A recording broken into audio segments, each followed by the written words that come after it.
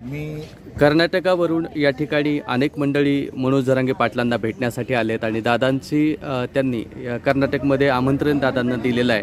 त्या संदर्भात दादांना किती तारीख तुम्हाला सांगितलेली आहे? 10 एप्रिलला दादांनी आम्हाला तारीख दिलेली आहे। संध्याकाळी 4 वाजता सकल मराठा, अखंड मराठा कर्नाटकातील आणि सीमा भागातील एकत्रित येऊन मनोज दादा जरांगे पाटलांचा फार मोठा कार्यक्रम आम्हाला बिदर जिल्ह्यामध्ये घ्यायचा आहे।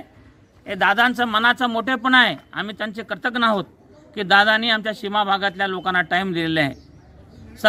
70 वर्ष भारत स्वतंत्र झाल्यानंतर ज्याची कुचंबणा या जिल्ह्याच्या सीमा भागात होत होती मराठ्यांना, त्याला कुठंतरी एक आधार वाटत आहे दादाच्या रूपाने।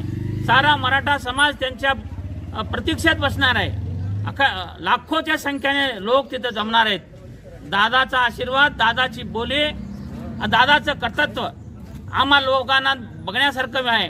बिदर जिल्ह्याचे आम्ही आव्हान करतो ह्या माध्यमातून की मराठा आमचे जे समाज आहे अख्ख्या कर्नाटकामधला हर जिल्ह्यामध्ये बिदर, बेळगाव, गुलबर्गा, हुबळी, धारवाड, बागलकोट, बिजापूर, कारवार ह्या सर्व जिल्ह्यातील मराठा समाजाने आदरणीय मनोजदादा जरांगे पाटलांचा दर्शन घेण्यासाठी, त्यांचे विचार ऐकण्यासाठी, त्यांच्या मनातली भावना ऐकण्यासाठी बिदर येथे जमावं। आज मी अंतरवळी शिराटीमधून बोलतोय। दादा आत्ताच आमचा कार्यक्रम त्यांनी फिक्स केलेला आहे। फार अभिमानाची आणि स्वाभिमानाची गोष्ट आहे।